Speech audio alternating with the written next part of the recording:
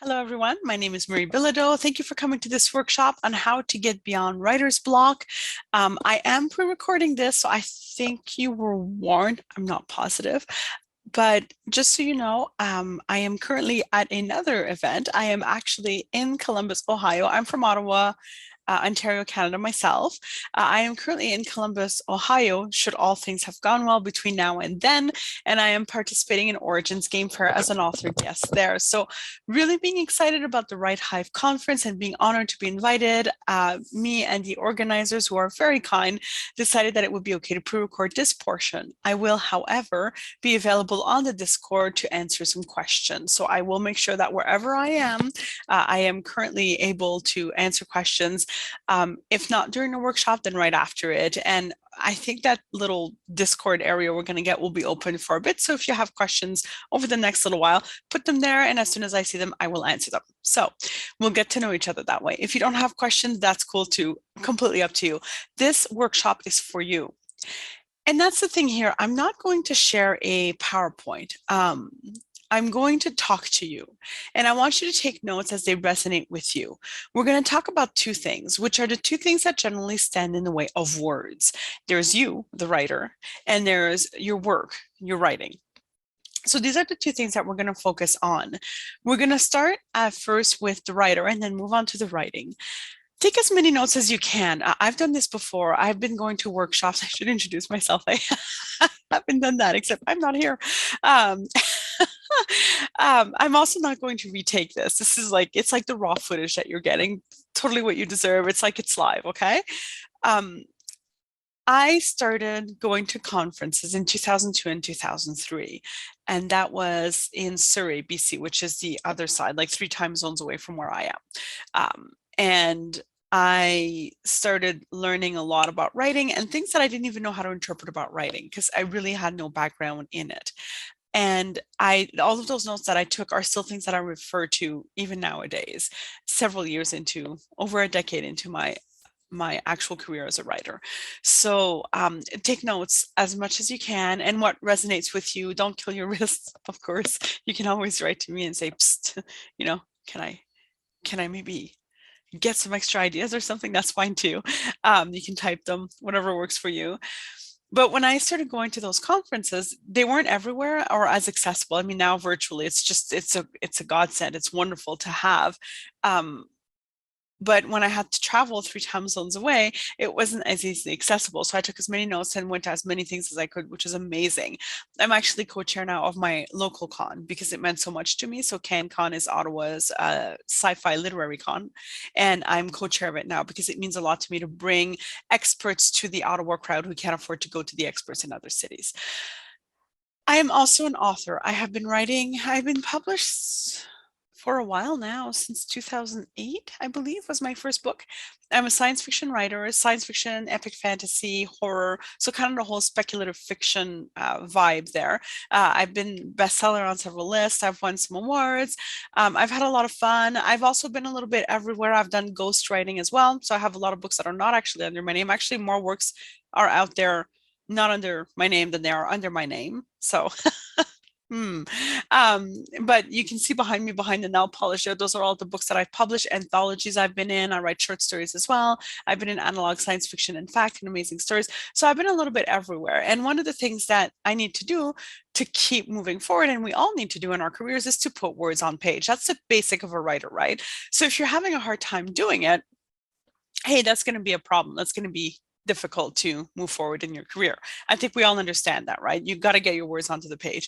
And that's just a basic, especially when I was a ghostwriter and I had very tight deadlines to write like 80,000 words in 2 weeks type of thing. Ridiculous.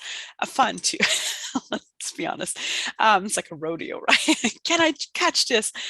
But it was a lot of fun and a lot of stress, and I had to get good at tricking myself into writing. For me, I have to trick myself. You are your own person, and I'll touch on a lot of different things and ideas to hope that we find things, and I'm hoping more than one, that will resonate with you, that you'll go, oh, that could work with me, or that's something that I've been doing or not been doing. Okay, so that's what we're going to touch on, a lot of things. So it's going to be kind of a deluge of ideas. I want to talk about laziness. You might be telling yourself right now that me, the writer, I am a lazy person, which is why I don't write.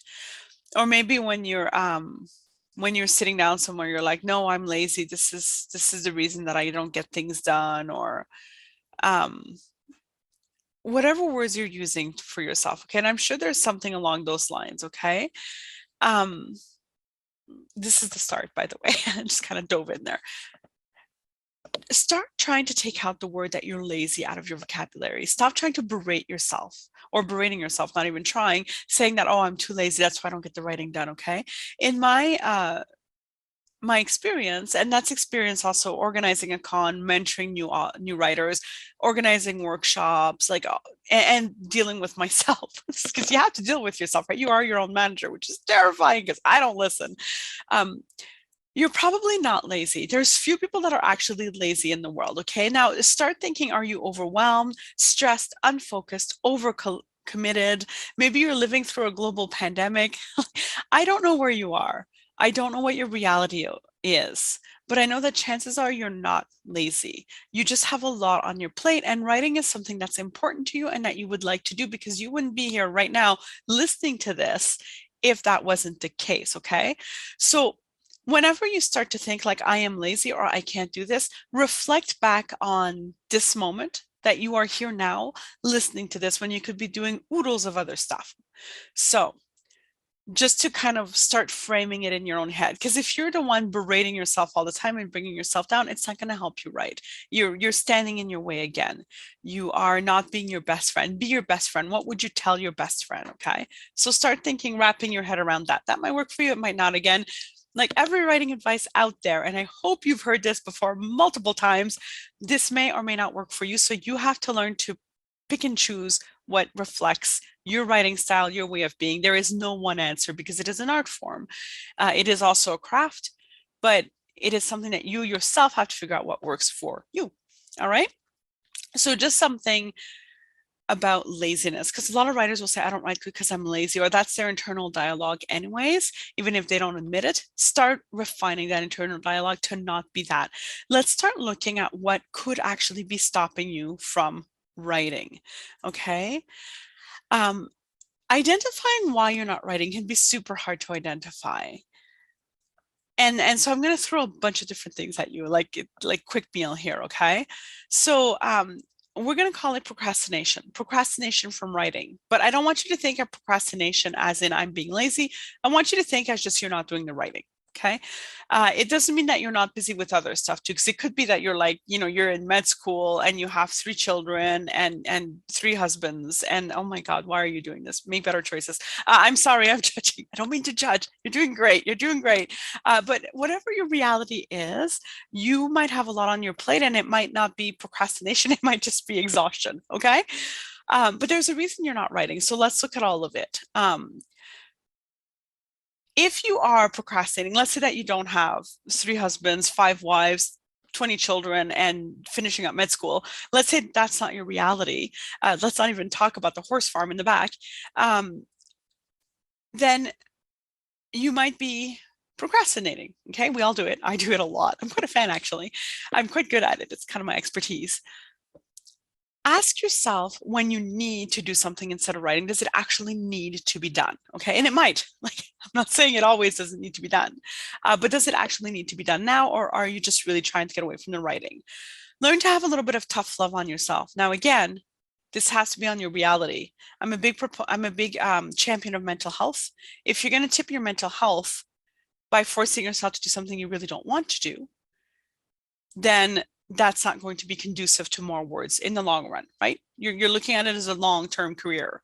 I'm hoping. That's how I always looked at mine, just to give you more context here. I wanted to start writing books, and I wanted to just keep going until I didn't want to anymore, because I'm allowed to stop. Why not? It's a life. I don't know who I'll be in 10 years or next tomorrow. So if you're not sitting down to do that work, then it might help you to force yourself, because mental health is a two-pronged thing. Sometimes doing the work and not relaxing will break you. sometimes not doing the work will actually be worse for you, because having done the work is good for your soul. Because if you really accomplish something that you love doing, it will energize you. So it's a difficult road, and that's something that you have to learn to kind of walk. It's not a like, oh, this is terrible, I'm going to break. Like, this is you this is you. This is you, this little person here, this hand, this is you. And there's a road upon which you are. And we'll always step off that road, right? Like, it's not a straight road, it's crooked. Sometimes it goes too fast, sometimes it goes too slow, sometimes you fall asleep, whatever it is, right? But you have to learn to juggle who you are mentally too. And that's tough, that's challenging.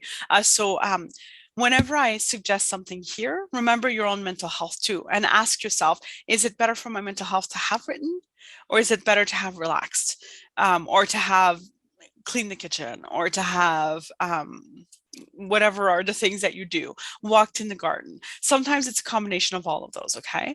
And just on a note of mental health, one of the things that I do when I find that I'm overwhelmed or overstimulated, or I just can't sit down to write, is I will just write 5 minutes at a time, or 50 words or 20 words or something. Just do a little bit. Often that goes into me doing more. And sometimes it's just enough that I feel good that I've accomplished something with my writing. Because if you're here again, your writing isn't important enough for you that you're doing this, that you're being here. Okay.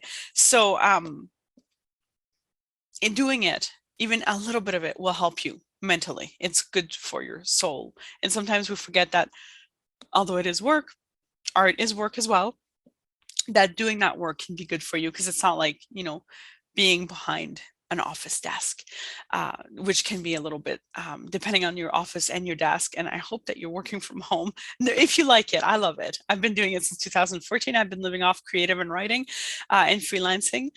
So I hope that you are, you have a job that energizes you. But don't worry if you don't, we can still get the writing done, okay? Because I haven't always either. All right. So just keep that mental health portion at the top of your mind as you go, and do regular checks with yourself. That's what this all is. You have to be honest with yourself. Okay.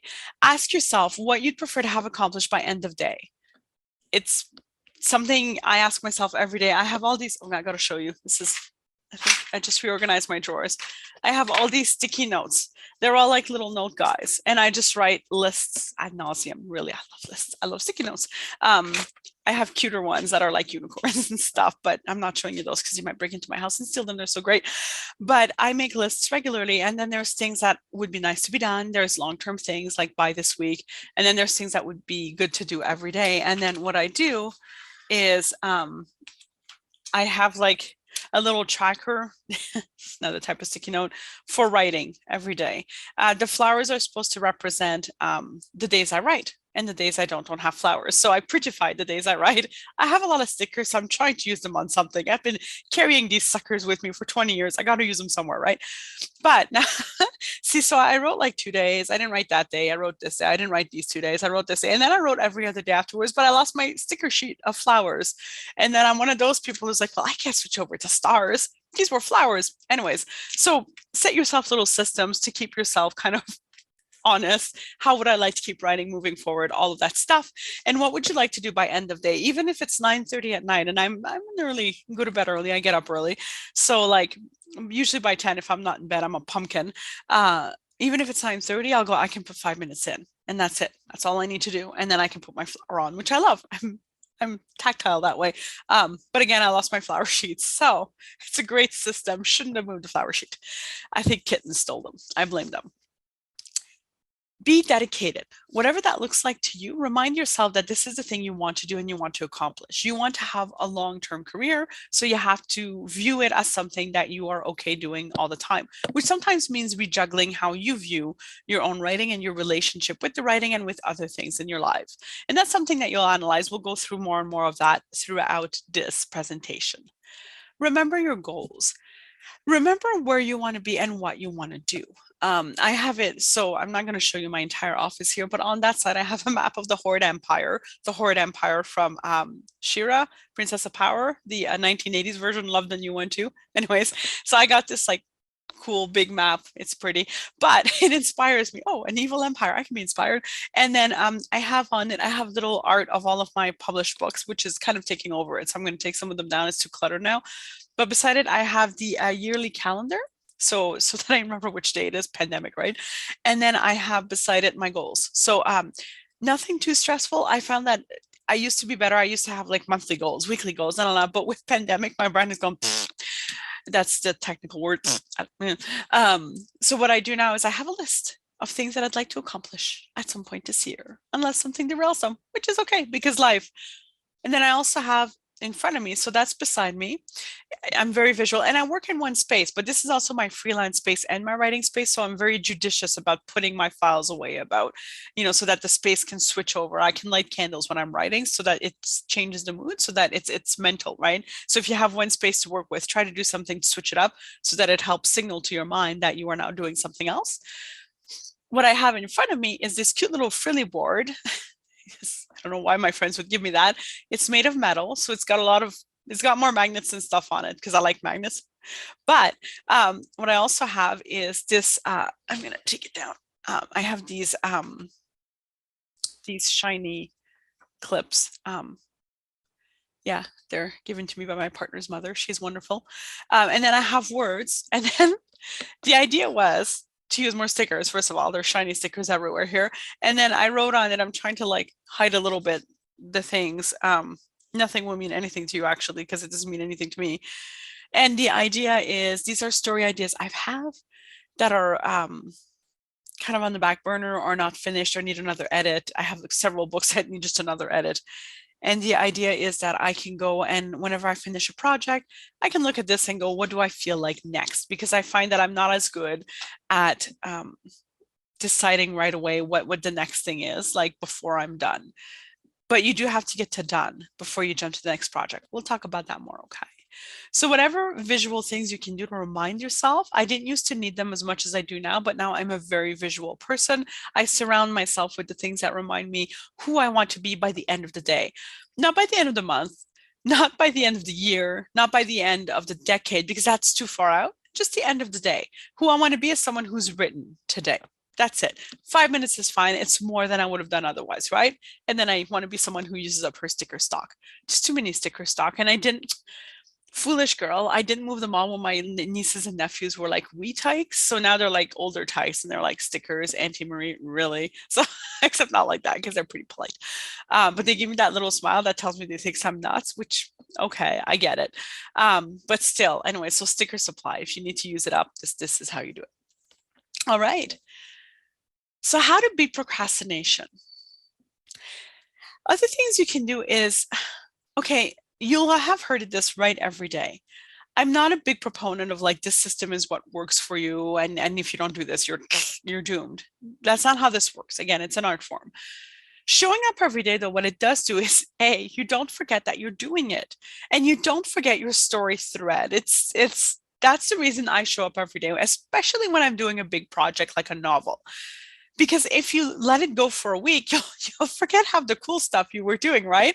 And all of those little like subplots that are somehow organically created as you write your main plot with your stories and all that, you'll forget them. And then it takes longer for me anyways to just get back into my story. So I have to reread everything and then make notes and blah, blah, blah.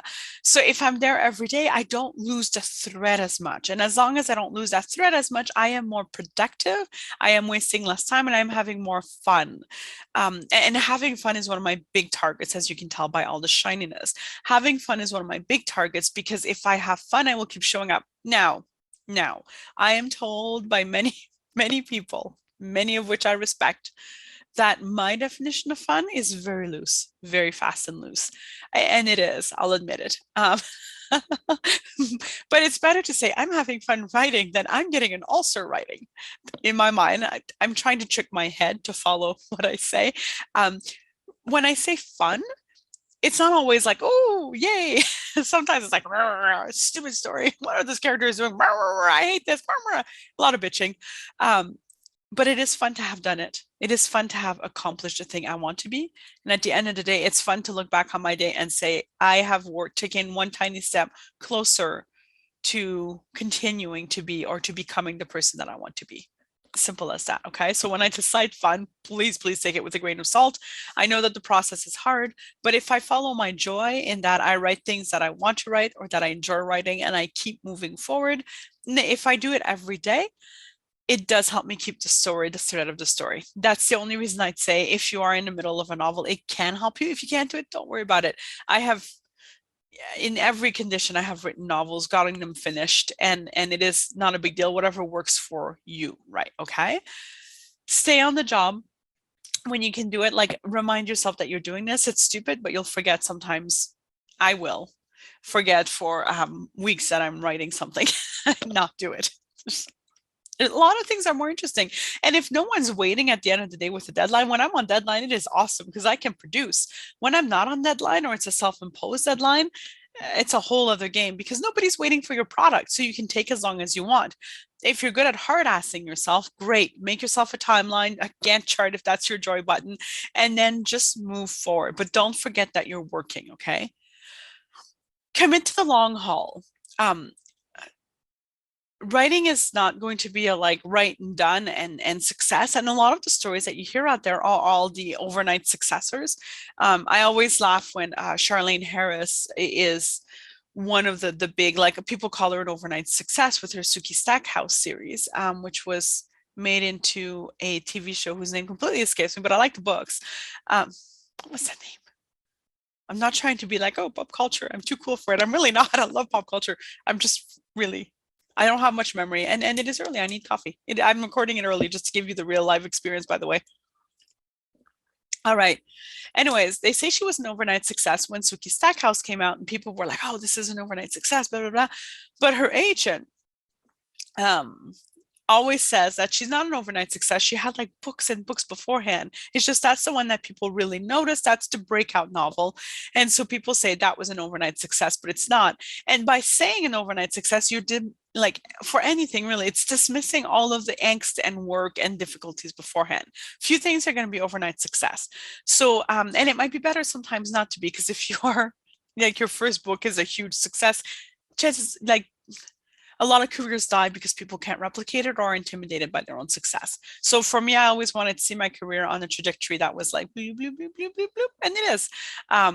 It's been a good bloop, bloop, bloop, you know, whatever that bloop, bloop, bloop looks like for you, more money, more success, more acclaim, whatever you're looking for. Keep going forward and look at it like the long haul. The other good part about looking at it like the long haul is that then if something goes wrong with one story or it doesn't kind of hit it out of the park as much as you'd hoped, it's not the end of the world, which is nice because then you're not putting all of the pressure on one story and it stifles you. It blocks you because you're putting so much pressure and so many expectations on this one book that you can't finish it because it's got to do everything you wanted to do for your career. That's not fair to the story and it's not fair to you. Take that pressure off. See it as like this is another step towards another step in my career, not just towards another step forward in my career. See it like that, and that might help you a little bit kind of remove that stress from that work.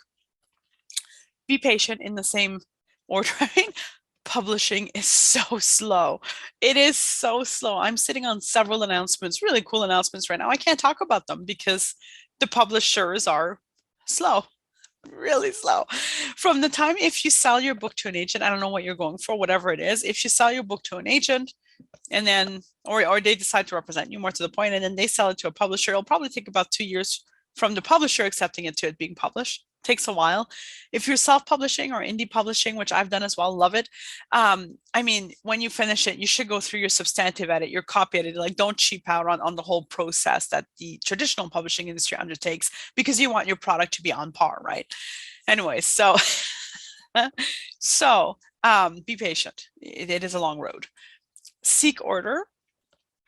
If you can, get your writing space at least to the degree that you can. And if you can even, this sounds really shitty, but I'm going to say it, if you can remove some disorderly things from your life. I'm not saying break your relationships. That's not what I'm saying.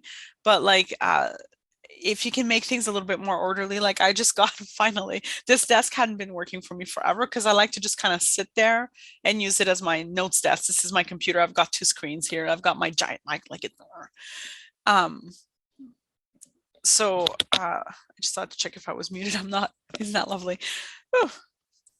So it took me years to figure out that I needed this desk. And I was writing a pitch that was requested to me from a publisher. Again, a cool announcement I can't announce. and it wasn't working. And I was like, if I get a good desk, this will work. And I got like, micro focus, right? Like I need to like hyper focus on this one problem because it would solve all my problems. That's not how it works. But hey, if you're a micro like or hyper focuser like I am, do it. So I got this one piece at IKEA. It's just down the road. And the desk is higher. I removed this other thing from the back. I cleaned it up. I reorganized my drawers. And then suddenly the pitch came out. Okay. But I need an orderly space. I'm not an orderly person necessarily by nature, but I need a space that works for me. And you do too. So seek order in it and then find ways to make it so that your head is less cluttered when you sit down there too. That's something that I'll let you ponder on. It's a big personal decision on what is taking up all of your brain space and could you cut any of it out. A lot of the things that I've cut out are things that I didn't necessarily need to overthink about. Sometimes it's an honest chat with a partner. Just say like, I need this time to be not disturbed. Often, hopefully you have a supportive partner. I really hope for you. That's important. A supportive lifestyle, supportive family. I've cut out friendships that just didn't work for me. That was just good for the soul, though, honestly. So good. And then I try to keep my stuff to such a way that everything isn't impacting on me all the time so that I can't write. And that's something you're going to have to think about because it's a hard one, okay? I'm going to start going faster because I am slow. Should have had more coffee. Act in the face of fear. Action cures fear. If you're sitting down and you're not writing and you realize it's because you're afraid, whatever it is you're afraid of, success, failure, sucking. Most writers are afraid of sucking. If you don't think that if you have, imposter syndrome, anything like that, work through it. Just pound it out. You're going to have to because it will hit you over and over again. And if you're not published, that will probably get worse once you are published, which is kind of a little catch-22 there. So keep pushing forward. You are a writer, which means you are probably held together by a bunch of weird neuroses that you're not even familiar or aware of yet. So keep working through them and with them. They can be your power as well because they will be there probably your entire career. You will discover new things that intimidate or scare you or stop you in your writing. So you'll always need to take a moment, take a step back, be honest with yourself, and then move forward. A lot of this is how do I keep being honest with myself? Okay. Don't over-identify with the job. Don't think that I'm a writer, so I can't call myself a writer if I'm not writing every day. That's bullshit. Don't over-identify with just being a writer. You don't need to. It is a thing that comes with baggage. Decide what baggage you want to carry. If for you it stops you, I called myself a writer, but I'm not published. Is that you can call yourself a writer? Okay, and then I give you permission. You can tell people I got permission. If you're writing, if you've written, you are a writer. But if that's something that like you're angsting about, just remove it. Don't, if you can, just don't worry about it. Say that you are writing if it makes you feel better, or just don't say it, but don't over-identify with the job because people have different views as to what a writer is, what an author is. I don't have much of an opinion on it, except I think some people are not cool when it comes to like if you say you're a writer, like what have you written? So that's not, I don't know. Anyways, if people bug you like that and you feel that it stops you because you can't stand their perceptions of you, don't talk to them about your writing. As simple as that. And I know it's hard because you're excited. Find circles, find peers or people that you like that you can talk to about your writings, like other people in this workshop. It's too bad we're not in the same room. But if you want to go introduce yourself in the Discord channel for the WriteHive stuff and all that, find other like-minded individuals, find your people, and then you can talk to them about your writing, because not everybody in the big world will understand what it is to be a writer, but people here do. I do, you do. Okay, so you are a writer. How you want to interpret that is up to you. Don't over-identify with it. You are writing. You are here to write. Don't take failure or success personally. There will be a lot of both in your career. I wish you a lot of both because that means you're doing a lot of things, which is amazing, which is awesome. Okay. Okay, if you start having a hard time, like let's say that you've developed a routine that really works for you, like I write in the morning before work at a coffee shop or whatever it is, whatever is safe for you, of course, in your area as well. Switch up the routine. Start writing on paper instead of computer. change the color of your ink. I mean, I don't know, whatever type of writer you are, change your location, even if it's in your house. Sometimes I'll write on the couch. Sometimes I'll write upstairs. It's summer now, so my partner spends a lot of time in the garden, which is lovely. So I spend a little bit more time near the fireplace. Mind you, she's easy. I can just tell her to go somewhere else, in a nice way. Somewhere else. I want to write. But she's got her life too, right? She's got her own hobbies, which is something that writers can support others. Always support your partners back and forth. That's important. We were outside running after wood pallets from the garbage in the front because somebody put them out, and she wants some planters, which now I have to build. So that's an afternoon party, a weekend party. But I want to support her because that's her passion, and she supports me in my passion. So that's important. And hopefully you have a partner like that, that you have a good relationship where you can support each other.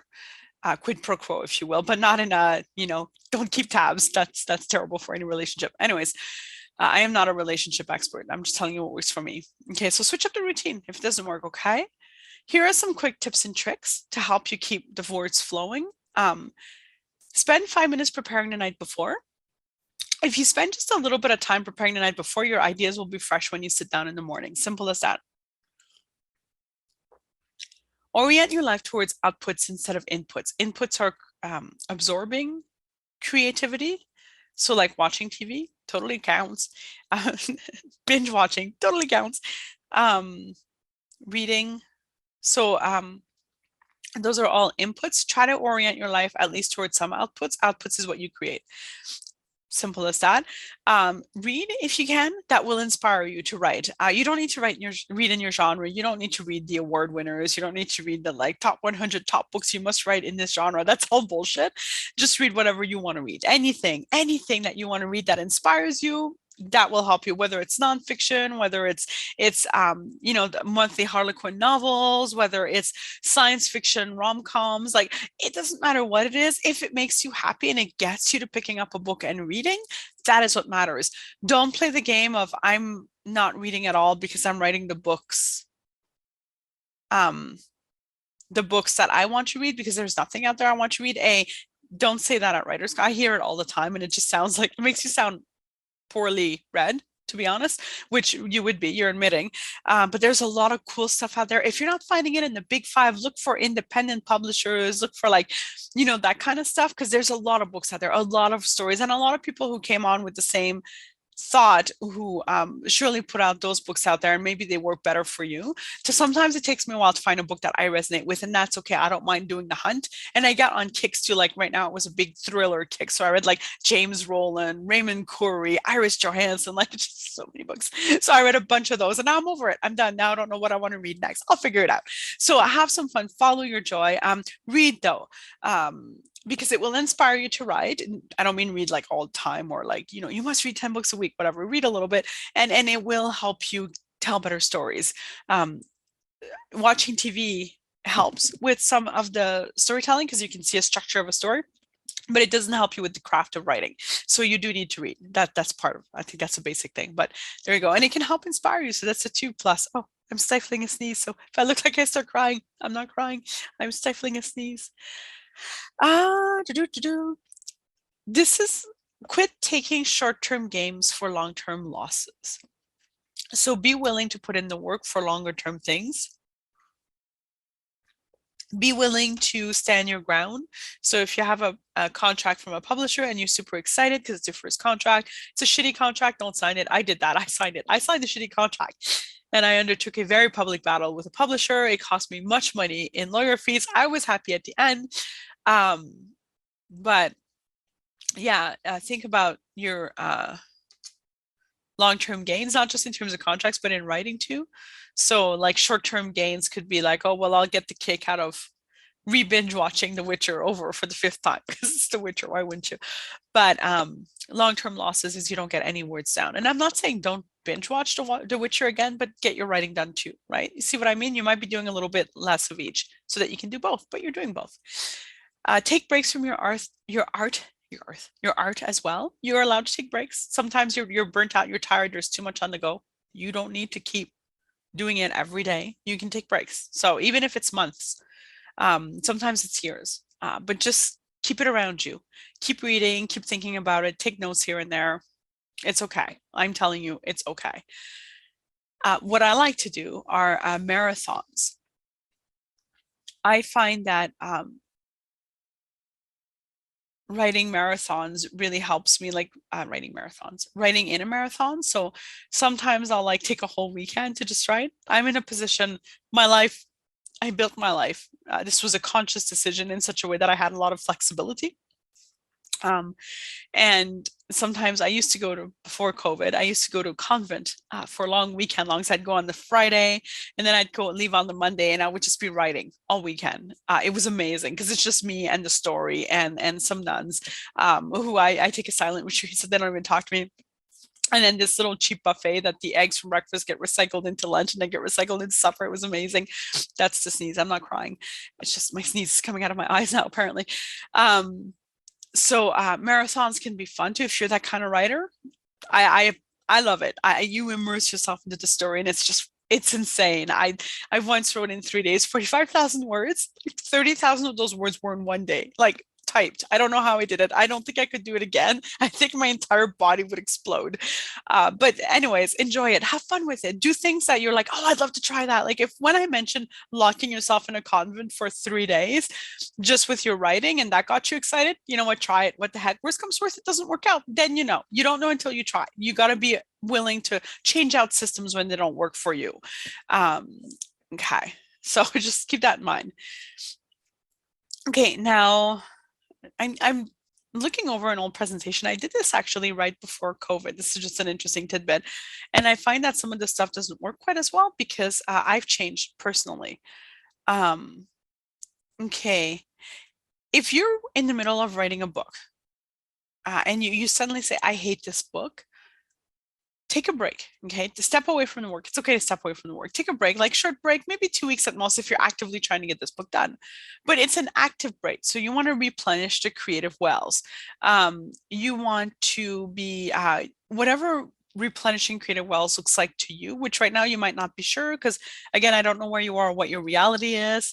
So you might not be able to go to museums and look at pretty paintings. So that might be something that you're like, really, museums? It's totally fine. Maybe there's a lake you like to look at. Whatever it is, whatever makes you feel inspired, help center you, take those breaks. So make it a point that your writing time becomes your replenishing time because that's important. Writers need to replenish. That's what the writing is for me. The reading is for me as well. It replenishes me. Doing things like this replenishes me because I get excited talking about this and going to conventions, although it does drain me physically because especially now I haven't been to a con in since I think January 2020. So like, it's going to be big. It's going to be amazing. I'm going to be dead when I come back, but it's cool. Um, when you're worrying about your book too, think about your book too. When you take that break from your book, think about your book and what you love about your book. So what do you actually like about it? Maybe you've lost sight of that because we can sometimes you start off with this really cool idea and then you're trying to like make it more edgy or make it more clever or whatever it is you're trying to do. Maybe you're imposing something on it that doesn't really work for you or the book. So go back to what you originally loved about it and see if maybe you can bring it back if you still love it closer to it, or if you love something new about it. Maybe there's something that you discovered while writing that you now love more. Focus on the things that you love and increase them in the book and then get back to it. So just take an active break. If you're actively taking a break from a work, so it's not in between stories, take an active break. I promised you this would be like a live thing, right? I didn't lie. All right. If you don't know where to go next, okay, now you get stuck. Now we're talking about your books, okay? We've kind of walked away a bit from you as a writer. We're talking about the writing now. I'm going to go through some stuff faster. If you don't know where to go next in your book, okay, you're stuck. You're like, I don't know where to go, which happens to me all the time. Look back at your notes in whatever form you have them and see if there's something that kind of tells you, ooh, logically they would do this. Think of the plot arc. So increase your tension. So if you look at your plot arc, like they're gonna go, even if it's as simple as like they start in their village and then they throw the ring in the volcano, increase your tension within the existing parameters. So make something more important, have the characters make a decision, throw in a twist, Sometimes I find that if I don't have my characters making decisions, that the story kind of tends to stall out because my characters are just sacks of potatoes. That's actually one of the biggest rewrites for one of the first books I sold to a publisher was before I sold it, I was rereading and I was like, if I replace my main character with a sack of potatoes, I have the exact same story. So sometimes if the characters don't make enough decision or take control of the story, then you can have that feeling of it doesn't quite work. And it doesn't mean they can change everything.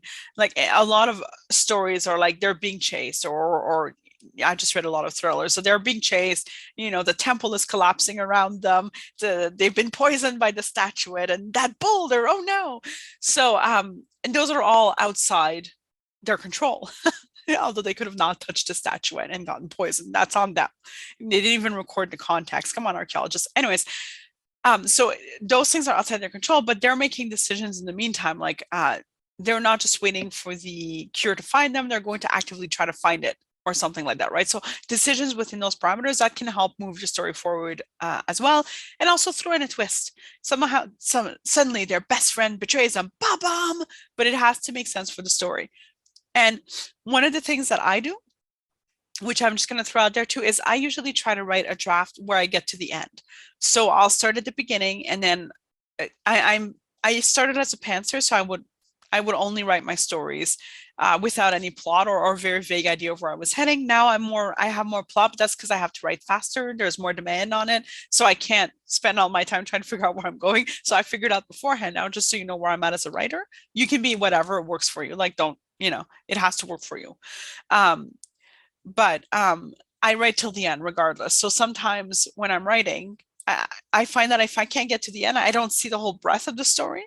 So I don't, I can start making edits. I can ad nauseum edit the beginning and I never move forward because until I get to the end, I can't see the whole thing, if that makes sense. So sometimes I'll have like, insert escape scene here because I don't know how they're escaping from something. Like surely they're dead, but apparently they're not because they're in this scene. So then I figure it out later. Once I've gotten to the end, I can say, oh yeah, because of this and this, and it links at these things and it's cool. That's how I work. Find what works for you. And always remember, if you're doing something with your story and moving it forward, you're still accomplishing what you're here to accomplish. So it doesn't need to be your own expectations shouldn't get in your way. Like, well, I expected that I would write this scene by scene. That might not work for you. It might work for you theoretically, and you're like, this would be cool. And then it doesn't actually work for you practically. Okay. So just be aware of how you work as a writer and then just keep doing the work. Okay. If your characters aren't doing what they should be doing in your story, ask yourself if you're overleading them, so you're telling them where to go, and you did not build the right character for the story, so they want to do something else. That could be interesting too. So take some time to think about it from their point of view. Ask yourself again, are they making decisions? Are you just adding people to fill scenes? Like, do you have too many secondary characters? Because that can be too much. Do you have the right characters? Is your protagonist the right character? So is the main character the person that we're following through most of the story, are they actually the right character to tell the story? And does your story and your main character and your characters match? So you can read a lot about that online. So if you're like, oh, maybe that's my problem, look it up online, or just send me a question. Can you talk more about, okay? Because I'm going to try to close this in, I think I started then. So I'm going to try to close in about 10 minutes. So we're going to roll through a lot of this. Okay. So anything that you want extra details on, or you're like, I think I might be stuck here, or I get stuck because of this. Can you help me unpack it or whatever? Write to me in the Discord chat. I'm happy to help. I really am. Because I like people who write. I like, not that I only speak to people who write. I like it when people get to be the person they want to be. And sometimes that's a matter of figuring out why you're not writing and how you can write. Okay. If you're having a hard time with your characters, I do this a lot. It took me a lot of character work to get characters right. I have this trilogy called Princess of Light, Warrior of Darkness, and Sorceress of Shadows. It's epic fantasy, the heirs of broken line. And it's one of my most popular trilogies, things that I've ever written. And the reason I wrote it, though, was because when I wrote Destiny's Blood, a space opera, that was when I had my sack of potato character. So I knew I needed to do extra character work. So I took a trope from fantasy, a princess, warrior, sorceress, and I wanted to turn them around, have fun with them, play with them, learn character development. So that's how I built that trilogy, which then sold. That's something that I do too with each of my books, just as a little aside. I like giving myself something that I want to work on this book. Because again, I'm seeing it as a long career, right? So not one book is like, this is my magnus opus, this no one book is that for me. So for me, it's like, here I'll work on developing plot, or I want to work on tension, I want to work on language, I want to work on characters. Everything else builds up around it, but I'm not trying to reach like ultimate perfection or obsessing over everything else, because if you get something really good in your books, people will follow. And then with each book that I practice a skill to a different degree, then it makes all of my writing elevate. It elevates all of it. So my writing gets better and better and better because I'm constantly trying to elevate it. And some books don't work out because I try to do too much or something that I can't do. They're drawer novels for now until I figure out how to fix them, if I ever do. So that happens, but I don't mind that because it's part of the learning journey. Not everything you write will get published, nor should it, because you are learning, and you should always be learning. Please always be learning. My favorite author once said, at the 2002-2003 conferences I went to, he once said that he didn't need editors anymore because he knew what he was doing. And then that's when I noticed, and I just noticed at that point that his books were going downhill. He needed an editor. He did not think he did. Never think you don't need an editor. That's my own personal thing. Okay. If your characters suck, discover your characters. Sometimes try journaling or blogging, like from their point of view. Why are they sucking right now? What doesn't work for them? Let them take a decision again. And then go back in your story to the wrong decision point. Because if you've gotten stuck and everything was flowing and then you get stuck, sometimes I find that it's because I made my characters do something they shouldn't do or they wouldn't do. And so I know it. And so my story mind's going, whoa, whoa, go back, go back, go back. But I'm not listening because I'm thinking, no, no, forward, forward, forward. So go back to that one decision point and you'll probably figure it out pretty quickly that did not work for your characters, and unravel it. And keep the words that you don't use into another file or something, because you never know.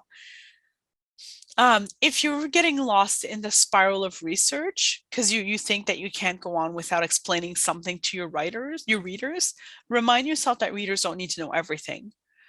Keep the information within your character's point of view.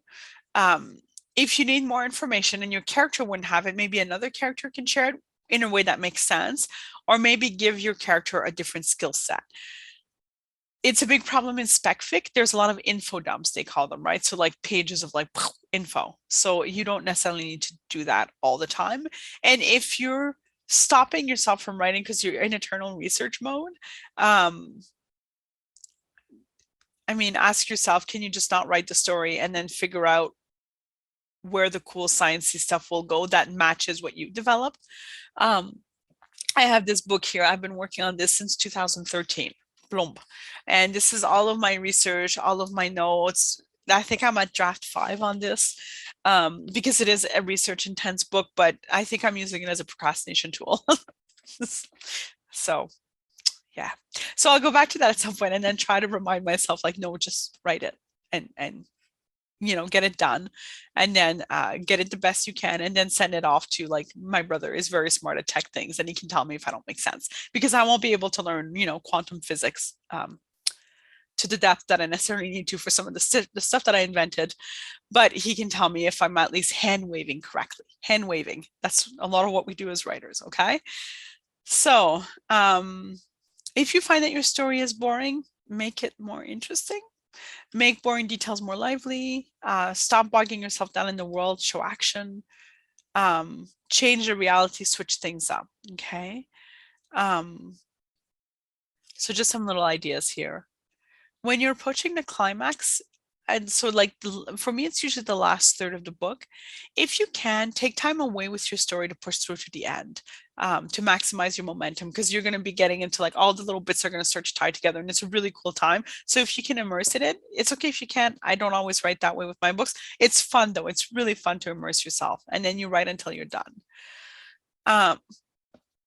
So draft 1, how I see it, to get to the end of your story.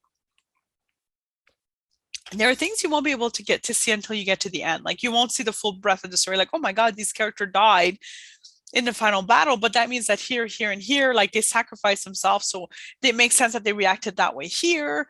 And then, if I just did that here, it would really kind of, not make this come out of nowhere. So see draft one is it's a gloriously messy outline. You're gonna have to edit it again. So for me, draft one, like getting to the end the first time is usually 25% of the work that I see before I send it off anywhere else. Okay. And that's helped me a lot because I'm drafting or producing. I don't even say I'm writing anymore. I'm drafting, I'm producing. Again, words we work with words, we know they have power over us too. And then when I say I'm just doing a crappy draft one, it takes off the stress of like getting it perfect, because then I go back and then I have to make it better. And usually I go back 4 or 5 times to clear it up, because the first time will be, okay, I'll add all the scenes I'm missing and kind of straighten out some of the storylines that I know went wrong. Draft two is another reread of kind of like, I feel like, well, people who have a lot of hair, that's not me, or who had dolls as kids, and you're trying to like brush them and you keep getting stuck on tangles. So you have to go back to the top and trying to get all the tangles out. That's how it feels like to me doing the draft. And at the end, I do a copy edit. So then it's when I'm really just cleaning up my prose and my language and solidifying and tightening. So don't see draft one like getting to the end as like, this is it. Everything has to be perfect. Take off the stress, remove the stress, and just get it down to the end and then go back into it. It's almost like we're taught that once you reach the end, that's the end of the project, but it's not. It's the end of the story and it's the end of your first shitty draft. Go back, fix it. And for me, that helps remove a lot of stress if I'm not like, it has to be perfect because it's going to be sent off. It's like, why? I'm the one controlling this. I don't need to send it off right away. Okay. So work that in. And if you write for like, if you're ghostwriting or you write for IP, intellectual properties or something like that, I do all of that too. Work that process into your timeline. So my draft one is due months before it's the final draft is due to the publisher, because I need to get this right, unless it's due in 3 weeks, which that did happen to me once. That was fun, but that's a whole other story. Celebrate the milestones as well. Like if you finish your shitty first draft, take the time to stop and say, yay, I am awesome. I have done this thing, and be proud of yourself. Uh, whatever your joy is, treat yourself too, like make it something of note. What I do whenever I reach a milestone is I have this bucket of they're like Bailey's chocolate, Bailey's the liquor, so they're a little like milk chocolate with little Bailey's in it, and they come in this bucket that my partner's mother gave to me because she likes me, because I'm you know she gives me a big bucket of chocolate. So that's yeah, it's really awesome. But what I do is I don't eat those chocolates just anytime. No, there's only one time that we'll eat those chocolates, every time I've reached a story goal, like sold a short story, finished a short story, I finished the first draft. I reached, because I do independent publishing too, so reached my goal for the month, whatever it is. I will take out 2 little chocolates and I will go to wherever Carrie is, and we will sit down, unwrap them, we will clink them, and then we will eat them because we're celebrating. So that's our little celebration thing, and it makes a difference because it's fun. So just something like, do something for you. It doesn't have to be big. It's not like every time I do something that I'm really proud of, I'm going to do this. Like you can keep something big for the big milestones, like the book's finally gone off, or I finished a full first draft. Like that's, you can scale up the celebrations to go with the accomplishment, if you will, but something that you will note, because when we keep just working and not stopping to take in what we've done, it's easier to forget how much work it all was. And it's good sometimes to just pause and think like, wow, I did that much work. And then remind yourself that you're not lazy again, that when you're not doing it, you're overwhelmed, you're unfocused, you're living through a global pandemic, right? There's a lot of reasons why the work doesn't get done sometimes, but you need to be honest with yourself as to why you're not doing it. Try to make it so that you can do at least a little bit here and there, and then a lot if you can. And remind yourself that you've done it before. That's why I have behind me, I have my ego shelf, I call it. It's also behind nail polish because I love nail polish. But whenever I forget that I've done this before, or I think I can't do it, I look back and I go, oh, wait a minute, I've done this before. I can do it again. And I will do it again, because again, this is a long-term career. So I hope that you got some tips and tricks out of this that will help you find something that helps keep you writing. Keeping you writing means that you will get closer to your goal, even if it's a little bit per day. A lot of it is basically to get out of your own way and remove a lot of that stress. Okay. So just don't put all the stress on the story. Don't put all the stress on you. Just see it as like a thing that needs to be done.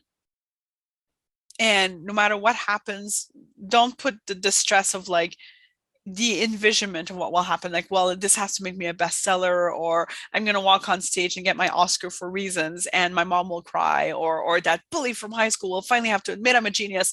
Whatever it is, try to remove. I'm all for daydreaming, but sometimes they can become so strong that they can overtake the reality of what we're going into and stop us from accomplishing the work because we're not sure we can ever achieve that daydream, or we're afraid we never will. So keep that very realistic so that you can keep working and moving forward, and that is your job. So again, I'll be checking out the Discord. I'll be in and out for like, I don't know how long you're keeping it on. I should have asked. But as long as it's open, I'll be keeping an eye on it. So don't be shy. I'm not saying I'll be able to respond right away to everything because I do have a table at Origins which I should be sitting at right now, which is exciting and terrifying. So I will be checking though. I love chatting writing. I love helping people who want to write. It inspires me too. So you're almost helping me too by helping out. You're not just almost, you are helping me. If ever you're like, no, I'm writing a lot, I want to write more, and you want tips on how to write even more, because I can go up to 10,000, 15,000 words a day when I need to write a lot, ask me for those too.